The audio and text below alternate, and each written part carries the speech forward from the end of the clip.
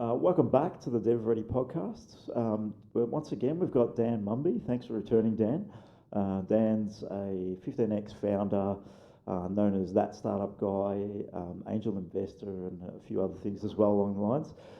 Thanks for joining us again, Dan. Oh, thanks for having me back, Andrew. We had a lot of fun chatting the last time, so glad you could have me back into the studio and just continue the conversation. Yeah, no, there's a lot of conversations that are on the startup journey and that help me to advise people that have that idea, what do I do next? Now, something we want to talk about today is really about how do I build the right team? Do I get advisors? Do I bring on a tech founder? Do I bring on a CTO? What do I do? So I want to just dive into that a little bit today about finding the right team, building the board, building the advisory board, and just jumping into that a little bit. Well, it's a great topic because I hear a lot of good advice out there from friends and peers and industry colleagues that I talk to about this, but I also hear a lot of bad misinformation. And the often trotted out, hopefully it's died a horrible death by now, but the hustler, the hacker, and the hipster as the sort of three co-founders. I heard that a few years back. I haven't heard that much anymore. Oh, thank God for that. Yeah, I'm hoping it has died now, but if you hear it, run them off when you want to. And that will tell you run them off. There you go. There's a sign from above. It's just basically, don't be doing that. So the challenge of do I need a co-founder? Do I need tech co-founders? I think not. But then the question of how do I find those? How do I build a team? It's sort of really related to the conversation about how do I find advisors and how do I find mentors and how do I build an advisory board from advisors, and then how do I build a formal board? I think they're all parts of the same journey because they're all part of what I call your team roadmap. Okay, so just diving in on that, target market for us is clearly non-techs building tech products. Now, generally, what we've found is they go out and they source techs or developers and start building something. Yeah. So you're talking about, the conversation we probably had with you was talking about building the strategic plan. Now this is how do I build a roadmap for a team and think about the business model as well, not just about the tech and the technology I'm delivering. Absolutely. So we had a lot of fun talking about some of these topics last time. So rather than going over the old ground, one of the things I talk a lot about is if you're painting a wall, you can be the best painter in the world, but if your ladder is on the wrong wall, you aren't going to get paid. Okay, I think there was a ladder on the roof before. It's a hot day in Melbourne, and there's a bit of heat going, so we'll forgive the tradesman on the roof. But if he's fixing the wrong air conditioner, he's not going to get paid. So very true. That's the analogy. And the problem with going out and hacking together, putting together tech co-founders and hacking together a product is that you don't know if your ladder's on the right wall yet. Okay. And there's a very, very high percentage of failure in startup land, in the venture space. And, it's because what you're doing is unknown, it's hard, you've probably never done it before, and there's other competition and there's, limited resources and scarcity of capital, et cetera, et cetera. It takes money to build a brand. It takes money. It takes real money. I mean, anybody who says that they can throw a business together for $50 or $500, well, you can, but you better be prepared to spend $5 or $10 million over the life of that venture and building it into a significant venture, into a brand. Now, it's going to come from capital or revenue. There's only two places you can get it from. So either money that you're making from the customers from product you're selling, or people who invest in your business. Okay. In Australia, there's a limited number of investors. And we're quite risk averse in Australia. We are. It's a very different market than the US, clearly. Very risk averse. They want proven businesses that are generating income. But how do you get to that point? Yeah, exactly. So one of the things we talked about in the last episode was with a strategic plan. And one of the key elements of that, and we did discuss the funding elements of it and the personal runway capacity.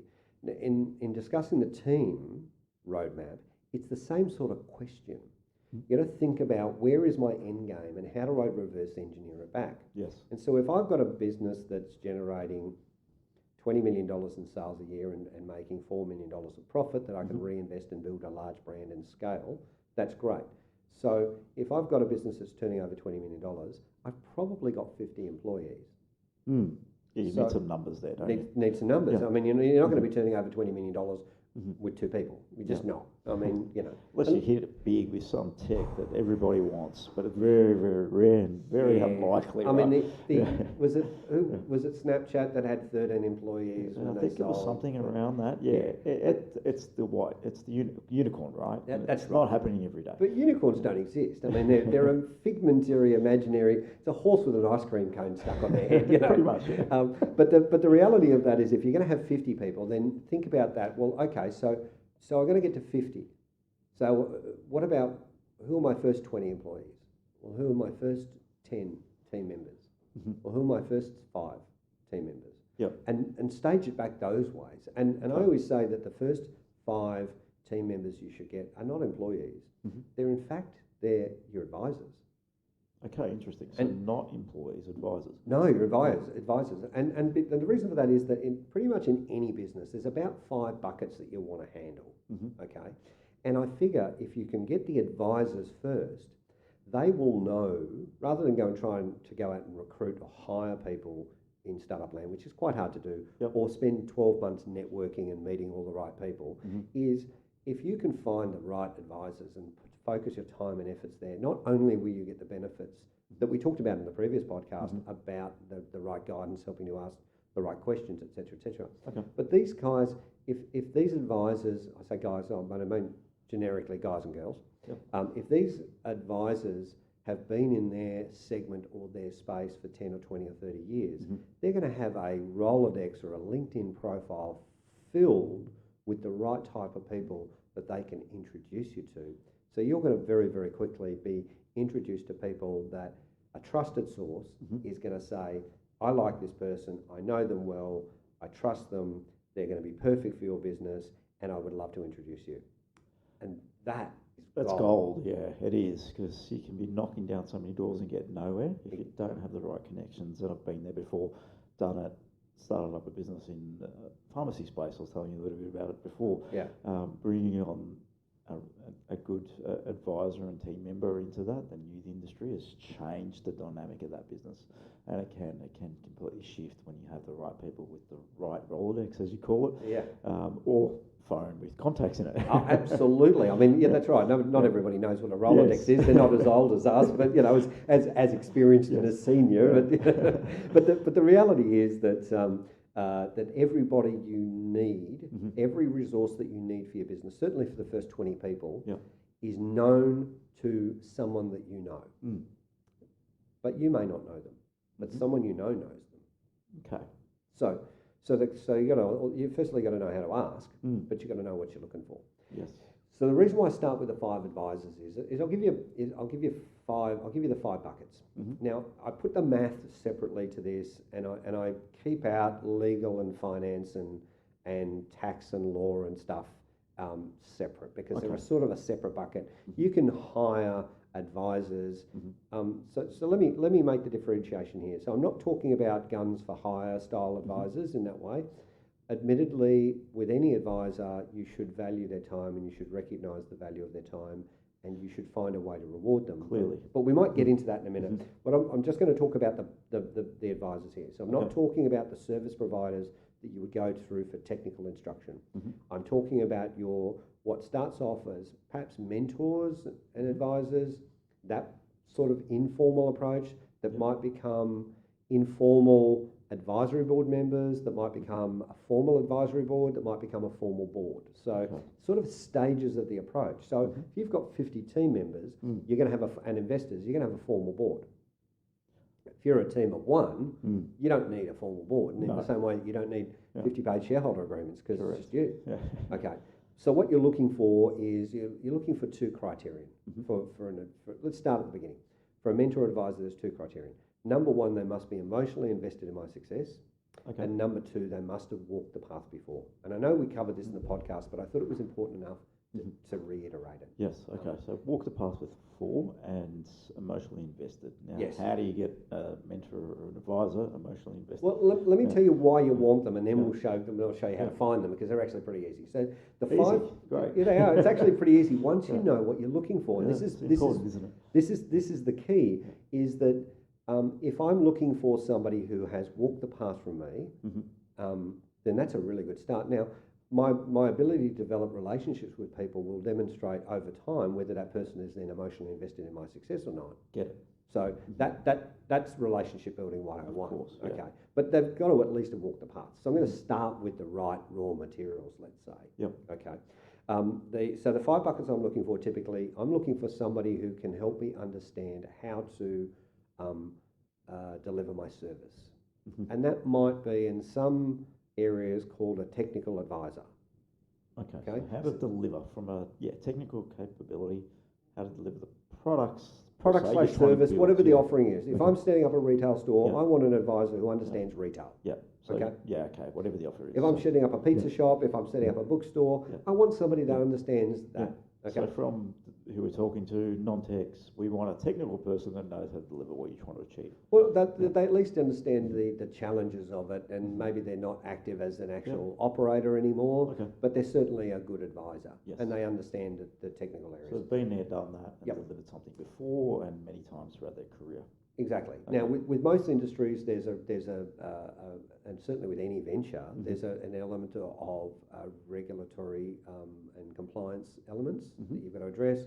Certain industries are a lot more than others, like childcare or fintech or Yes. those sorts of areas. There's high levels of compliance, Yeah, building definitely. industry, those sorts of areas. So I want somebody who understands what all the regulatory requirements are, and also who understands the industry and the gorillas. They know where all the bodies are buried. They know who all the players and the operators are. Okay. I want an industry insider in that industry. So, and so if I'm in the telco space, I want somebody who maybe they've worked at a large telco organisation Okay. and they're now out on their own. So that would be the second thing I'm looking for. Yep. The third thing I'm looking for is I'm looking for somebody who is absolutely a gun in terms of acquiring customers in the way I'm imagining that we would do that.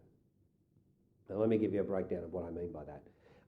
If I'm selling a business-to-business service or product or offering, then I want somebody who understands a B2B enterprise-style sales model. Okay.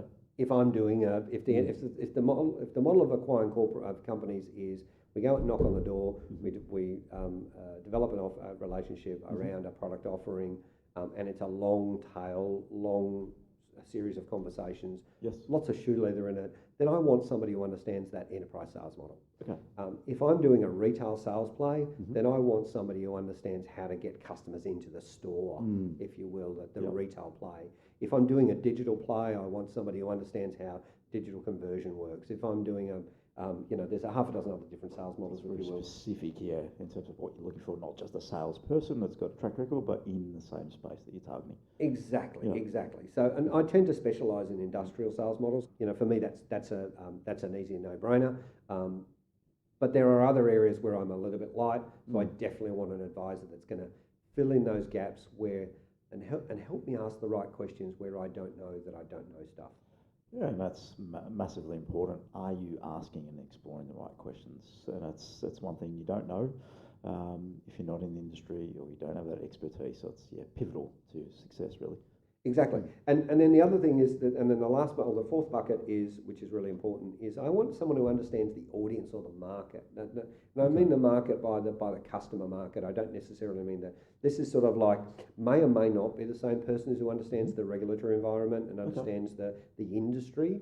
But it's tell me about the customer. Tell me about what makes them tick. What keeps them awake at night. Where's their pain points? What's the perspective that I need to be trying to figure out? Yeah. That I need to. We talked about on the last podcast about talking about the audience. Yes.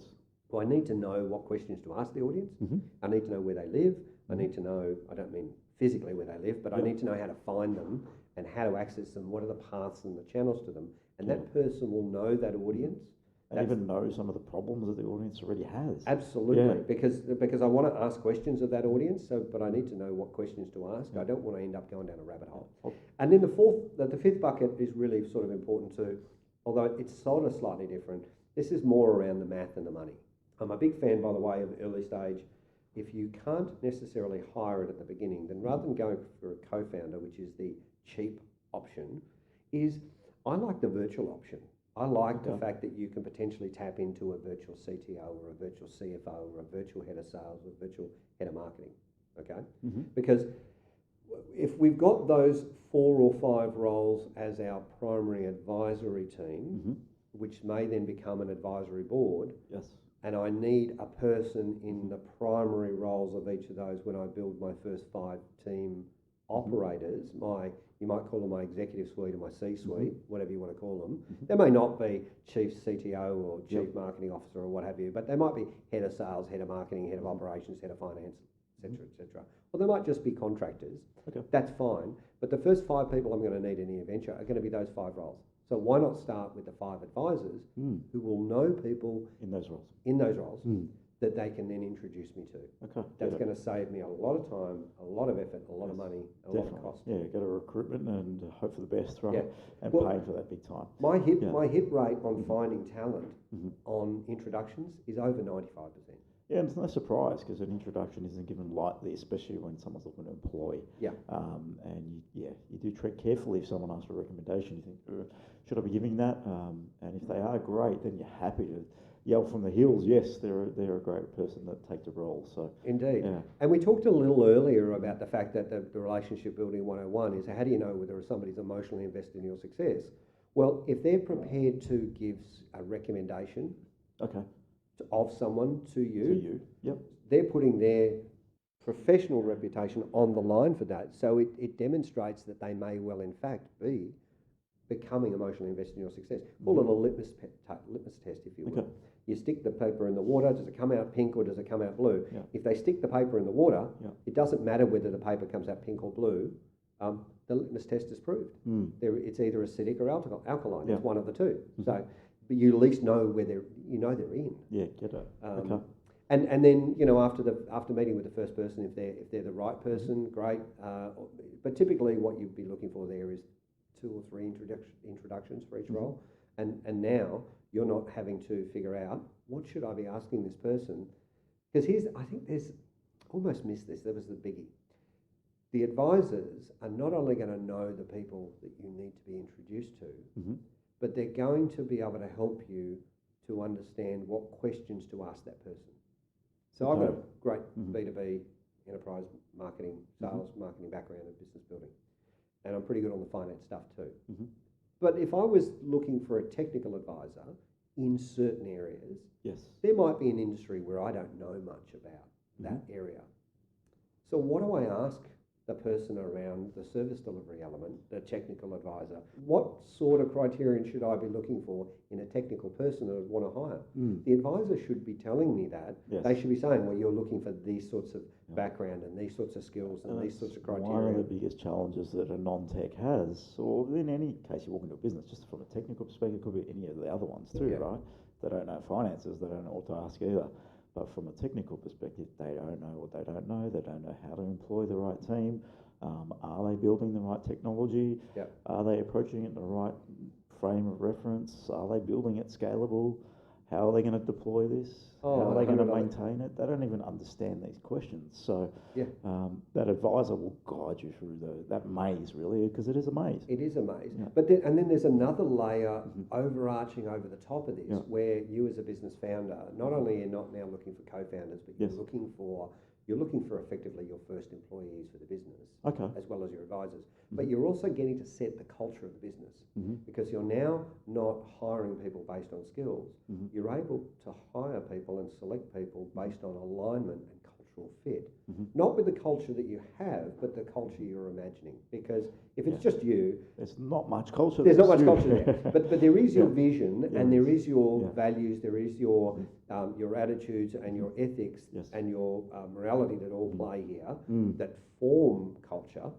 Okay, so you can hire for elements of that and design and create the culture, therefore, that you want to create, as opposed to just recruiting people and then ending up with what you end up with. Oh, that's a good point. Creating culture, because you are creating it based on some of your values and your customers' values too, because you're creating it to serve the purpose. So I think it's something that people have to think about when you're creating a business and an idea. Culture is one of them. They don't just rock up. Exactly. But now, so if you've got the fund, if in your strategic roadmap you've got the capacity now to fund those first 5 people, and you've found a way to recognise the value that your advisors are delivering and reward them in whatever way, shape or form you've agreed there. Yep. I like advisory boards because you can give them a clip of the ticket, Okay. but you've probably worked with them for a little while before you've offered them any equity, so they've also figured out that, hey, this thing actually could be worth something, so there is value in the equity, and you're not nickel and diming them by offering them equity instead of paying them. Get it. Some advisors you should pay, some you give them the choice. What's an example of that? Oh, well, for instance, so I've got a wonderful advisory board. My chairman, I'll mention Neville Christie. Yep. Neville and I have known each other for, what am I, 53, 37 years? Okay, a fair whack there. Yeah, fair whack. And Neville has been chairman of Startup Foundation for a couple of years, but he had some ill health a couple of years ago, stepped away. Okay, not good to hear. So rather than recognise equity in a project, Neville, by the way, is 78 years young. He's had 44 successful ventures and 41 exits.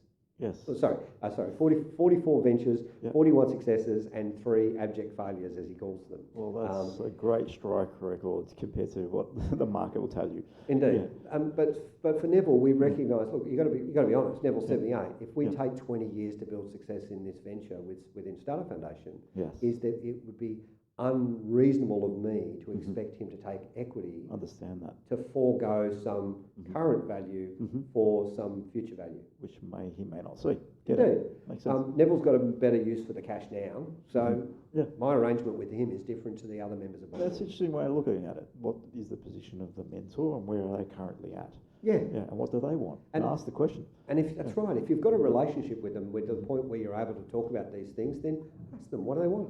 You know, what's in it for you? I've had a couple of advisors who said to me, actually, Dan, happy to just work with you because I love what you're doing. Might be something in it for me later, but for now, I'm just happy to work with you because I think you're on the right track and I want to see where this goes. Yeah, no, everyone's different, right? And an advisor may be a quick chat and a coffee once a month, whatever, how you approach it. How do you recommend working with these advisors or mentors? How do you bring them on, and what are the expectations that you put upon them to deliver to the business and the product moving forward? Well, you raised the question, so it depends on your relationship with them and how you work with them. So I probably had 100 in my professional 35-year career, professional career. Okay. Probably had over 100 really good business mentors, and some of them I see. A couple of them I caught up with recently, who I haven't seen for 20 years. 3 of them specifically. Yep. Relationships still as strong as ever with them. Wonderful. But I don't sit down with them for a monthly strategic planning session. Okay.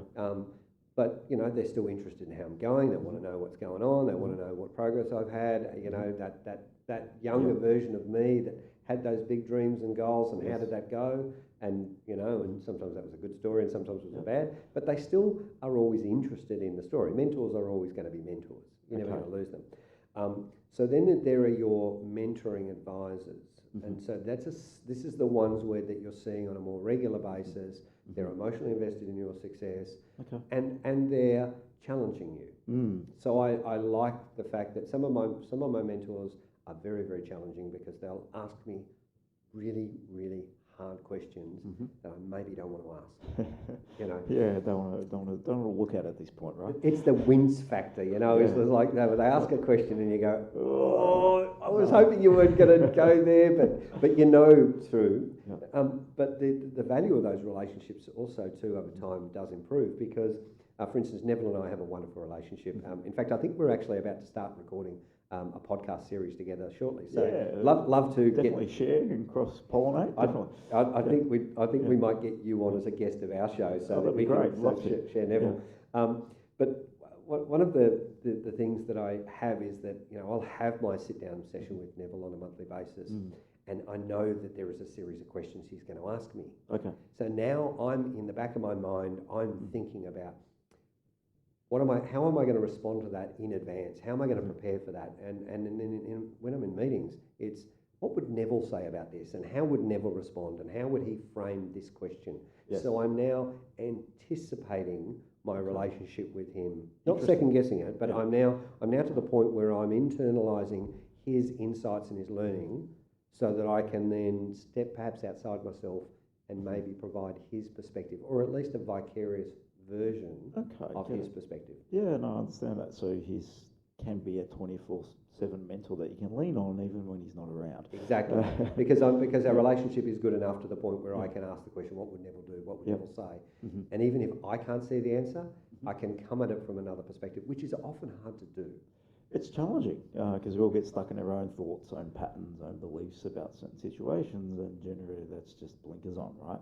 And it's not easy to step out of that sometimes. Yeah. And so I think I've worked out there are actually about 7 different types of mentors and advisors. Okay. So there are the ideators. There are the people that you just sit down in a blue sky meeting with and fill a whiteboard in half an hour. The creative.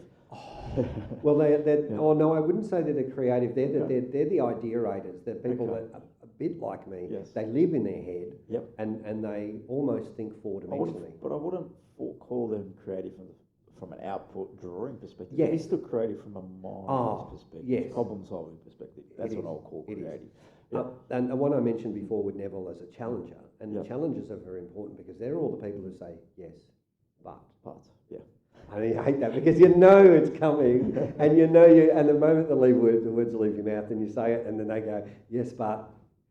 Oh shoot! And now I've got to. And that's a really, really good thing because even as much as, and I have a great friend of mine, I'll mention his name, Zvonko. Zvonko is one of my great challengers as well. The guy is I was going to say as crazy as a loon, he's as clever as a loon. He's not crazy at all. He is really, really smart, and he's got a lot of insight and perspective. He is a very, very detailed planner, project manager, very, very skilled at it, very professional. And so when I lay out my grand vision, and he'll always challenge me with the yes, but. And the reason why that's hard is you don't necessarily want to have those conversations, but they're the conversations you need to have. Yes. They're most important. So, I mean, I could prattle off a list of the other types, but I think in reality, there are different types of advisors that suit different circumstances and different needs, as well as different roles. So the roles that we talked about, the 5 roles that we talked about before, I mean, they're key, but you'll find that different advisors will have different different cultural and emotional strengths that will, as a founder, you need to encompass all of them. You need to take a wider view. As a founder, you need to put those hats on. You need to swap hats sometimes, and you can't just do the same thing and be the one-trick pony, as they say. Yeah, that's right, and you've got to be very good at changing hats. So getting that different guidance from different perspectives. No one mentor advisor is right for you, but as a suite, as a portfolio, as a board of them, they become very, very valuable. They become your source of perspective and insight and reason. One of the things I never do with my advisory board is I think we talk about the question of ethics. I don't think we ever talk about the question of integrity though. If they're in my advisory board or on my board, then they already passed the ethical question long ago. I would never work with somebody who's an advisor who I had concerns around their integrity or around their ethics. Yeah, and that's not who you want to be associating yourself with, especially trying to build a good business, good brand. The last thing you need is someone that could bring that down to and give you the wrong advice too, and then you don't want to be questioning that when you're too far down the train. So work that out early on. And the reason I raise that is because one of the things that founders don't do a lot of is they don't, and typically, especially when they're seeking investment, is they're not familiar with the term due diligence. And due diligence is taking a pragmatic approach to testing the veracity or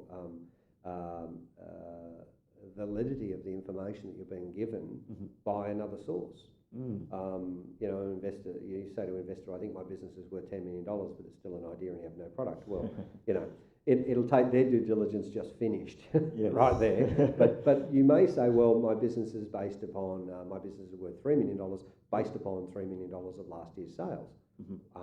Great, okay, can I see the books? That's due diligence. And so when you're meeting with a mentor advisor, you are quite within your rights. In fact, it would be expected for you to do a level of due diligence on that person. So, for instance, if you're talking with a particular advisor and let's say they're a specialist in law or accounting or business structural planning, not unreasonable for you want to ask them to say, can you give me the name of a couple of clients that you've worked with recently whose scenarios are similar to mine, whom you've given advice that they've benefited from. Get it. Okay. Why wouldn't you do the same with an advisor? Mm-hmm.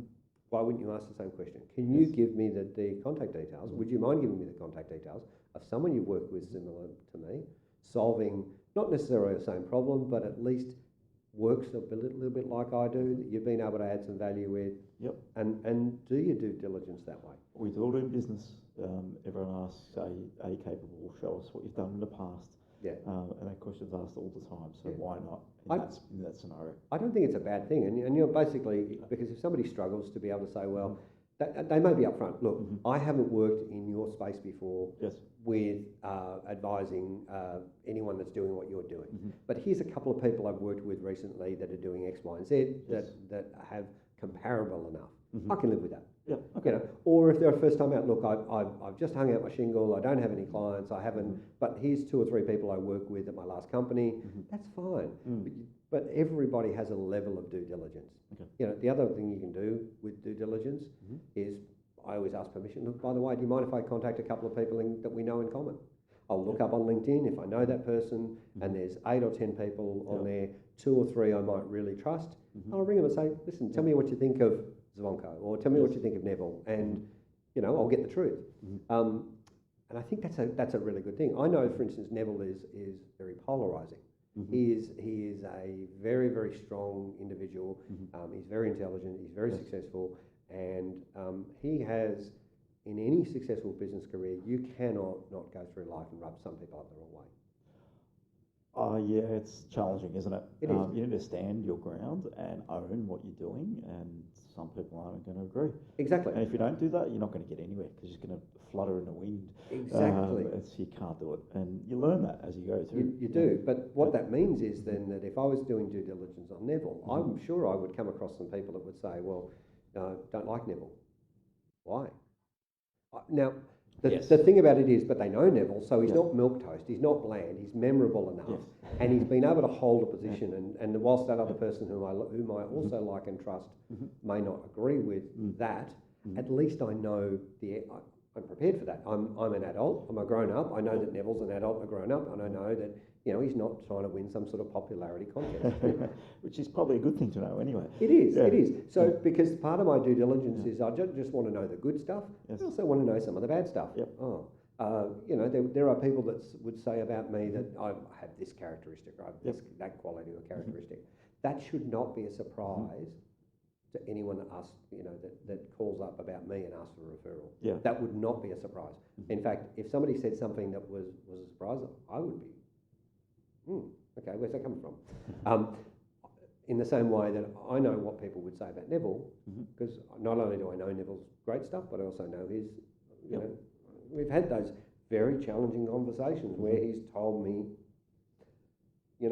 straight out, okay, let's make it simple. Your idea sucks. Your baby is ugly. Nobody wants to be told their baby is ugly. You don't want to be told that, but sometimes you need to be told. Sometimes you need to be told, that's right. And we all need to be told that. So I love my relationship with Neville because he can tell me that my baby is ugly. Okay. Now my babies aren't. My babies are beautiful. They're all grown up now, but you know what I mean. Yeah. Okay. So let's get back to we're looking for a mentor. Maybe that's the place we start. They may be a broad person or a particular area. Then we've got 5 particular areas that we want to start build some advisory around. That's the tech, that's the industry insider, someone that knows a bit about the industry. It's someone that can actually acquire customers and knows how to acquire customers, probably in that space. Or at least in the method. I mean, they don't necessarily have to understand the space, but if it's a digital play, they should be a digital guy. If they're a B2B sales guy or an enterprise sales model, they should understand that methodology. Yes. Because, I mean, let's be honest, if you're going to sell $20 million worth of products and you're going to need, let's say 5 salespeople to do that, so $4 million budget each, then that's a sales team. So you're going to want somebody who understands how to build a sales team of 4 or 5 salespeople doing enterprise sales. And then, that makes perfect sense. So then you've got the audience, someone who knows the audience and actually understands the customer. Yeah. And finally, money. Someone knows a little bit about money and can do that. Now, there's an interesting point here that I've stumbled across during this conversation. And I think you alluded to it at the start. Do I bring on a tech founder? Yeah. Now, you've raised 5 areas here that are important. One of them is potentially tech, and that's the delivery. I asked the question to the founders out there, am I going to bring on an industry insider founder? Am I going to bring on someone that acquires a founder, a sales guy? Am I going to bring on an audience or a market person as a founder as well? And then plus I'll throw a money guy in too. So I've got 6 founders now in my business. So I think we pigeonhole, or when you're building tech, you pigeonhole it, it's all about the tech. And clearly business is not just about the piece and the service delivery and the technology, it's all these other facets too. So I think I always want to raise that because I hear that all the time. I hear talking to founders, we're looking for a tech founder. Yeah. Are you looking for another founder? Let me give 2 words to be just absolute to your audience. Let me be more. I can't be any more direct than this. Stop it. Just stop it. You do not need a co-founder if you don't want one. Now, if you feel like you don't want to go on this journey alone, then that's okay. Yeah. But what I'm talking about is building a team. Now, the reason why a lot of it, I won't throw shade on any one particular group, but often it's said at a lot of accelerators that you need, in order to get into an accelerator program, you need co-founders. We must have co-founders. And that's more about their business methodology and needing to have clarity around the structure, and needing those to be in place before you get into it. If you're talking about inviting people into play as your head of sales or head of operations or tech or marketing or head of finance or what have you, then those people are effectively your early hires. They're your C-suite, but they're your first hires. They may have an equity earn-in or an equity buy-in component. They may ultimately become recognised as co-founders of the business, what have you, but you're not looking for co-founders. And I'll tell you why. Because if you've got 5 advisors and you've got 5 early hires, plus yourself and 2 or 3 service providers and what have you, now you've got a team of 10 or 11 or 12 people. That means that if you've been able to sustain that team for any length of time, you are eminently more investable. Now, what is the main claim that everybody says the investor is looking for? Investors invest in the team. I'm not sure it's true. I invest in people. But because the person finds the advisors, the person executes on the strategic plan, the person creates the strategic plan, the person builds the team, and so I invest in the person because I'm investing in the person who demonstrates that they've got the capacity to execute on their strategic plan, on the capacity to build relationships, on the capacity to engage with audiences, on the capacity to evangelize a message, and the capacity to get people to emotionally buy in as well as financially buy in to a product. So I invest in people. But to most other investors who say they invest in teams, then what you're able to demonstrate and differentiate from every other startup that's out there talking to investors is, I've got a team of 10. And doesn't mean they're full-time. It doesn't mean they're full-time. Lean on these people. I've got a team of 10 people who are emotionally and financially invested in the success of this venture. Some of them might be putting in 2 days a week. Some of them might be putting in 3 hours a month, depending on what the nature of it as the advisor. But I have a team of 10. So as an investor, I would look at that team of 10 or 11 people and suddenly go, okay, now I know where that person is getting their advice in. I probably know a couple of the advisors. I probably have a relationship with them and trust a couple of them. So as an introduction, think about it for a second. Let's follow the rabbit hole. I've got a team of, remember at the beginning of the conversation I said that every resource that you need isn't necessarily known to you, but is known to you by the people that you know? Yes. I now have a team of 10 people. Maybe introducing you to your investors potentially. So suddenly I'm looking for an investor. I've got 5 people who are probably already now on my cap table after the first 6 or 12 months. Certainly they're on my cap table by 12 months. They're now the second investors in my business. Why are they the second investors? Well, who's the first investor in your business? You are. You are, yes. The founder is. So if you've got your first investor and you've already got your second investors, every other investor after your first investor is a follow-on investor. Okay, so considering the investor's a bit more secure then, right? So now the investor is not first money in. He might be second or third money in. Well, you being the founder, you're the first money in.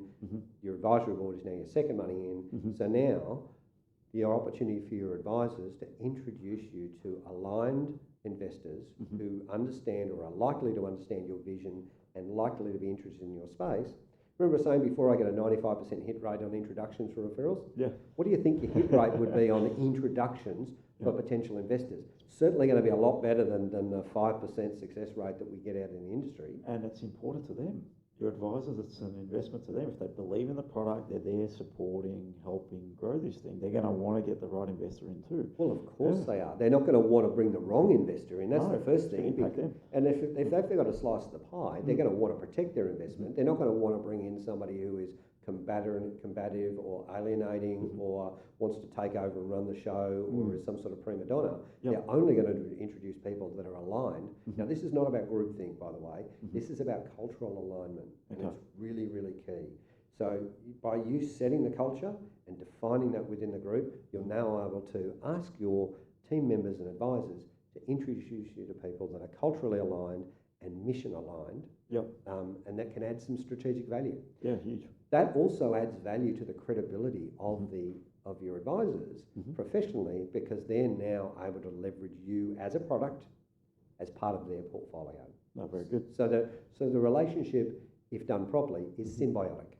Oh, the advisors get a win out of it. The project works. They've been a part of that team too. So yeah, I get that point of it as well, because they want to advise on more things too. It's not just, it can be something that they do as an occupation. Advisory and mentoring can be an occupation.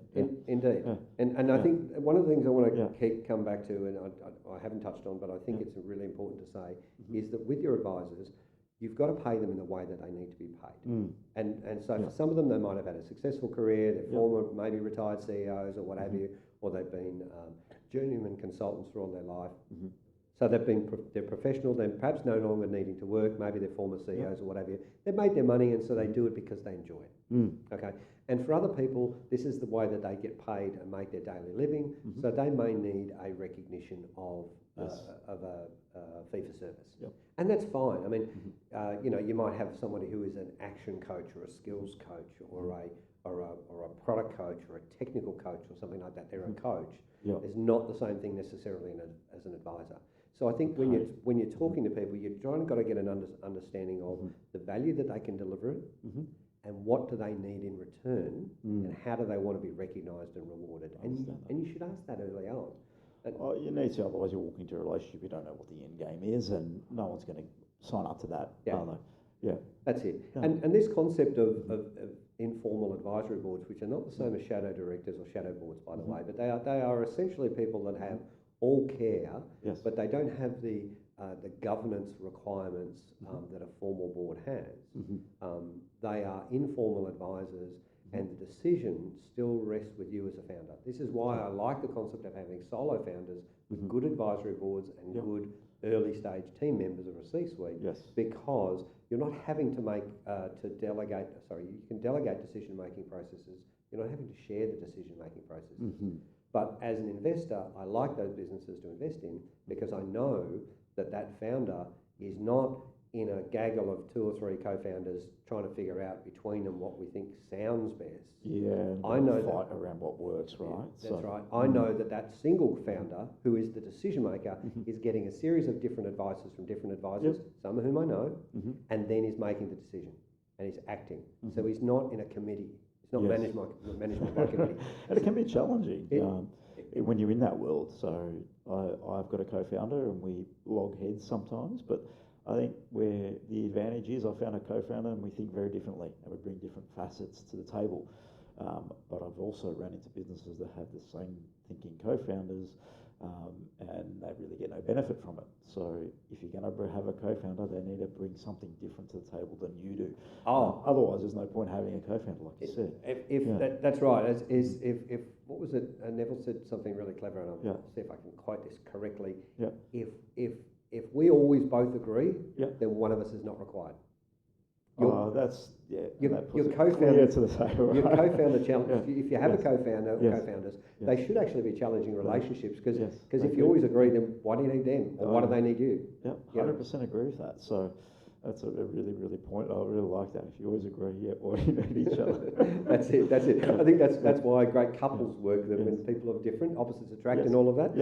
And the same is true in a business relationship. If you think about it, if you're going to get into business with a co-founder Yes. of some description, I know that we started talking about technical resources, but the conversation around co-founder is really important. If you're going to get into a relationship with a co-founder and you're going to be in business with that person for 10 or 20 years, in the same way that you would do the due diligence on an investor, you would want to do the due diligence on a potential co-founder. And if they're just someone that you met because they went to the same university as you, or that you met them at a meetup or whatever like that, then you know what level of due diligence are you actually going to be able to do if that person doesn't have, excuse me, hiccup, like you, doesn't have a business track record. So I'd like to think that you can be comfortably a solo founder.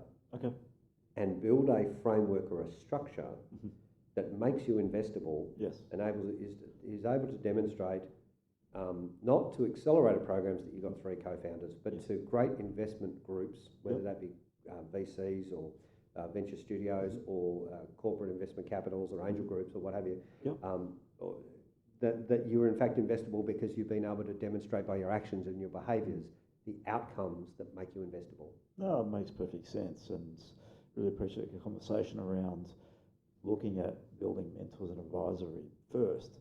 And based on this conversation, I'm assuming that happens from a strategic plan, which if you go back in the podcast, you'll find that that we talked about earlier. Build a strategic plan, start looking at building the team, then getting the advisors on board. Don't go and build the technical product. Get the right people, the right minds, so you actually solve the right problems for the customer. It all is all about that anyway. Oh, absolutely. I'd love to have a further conversation around what I think is the right way to build a technical product, because I think there is one. Oh, okay. We have a chat. I think I know how to build one too, but that's okay.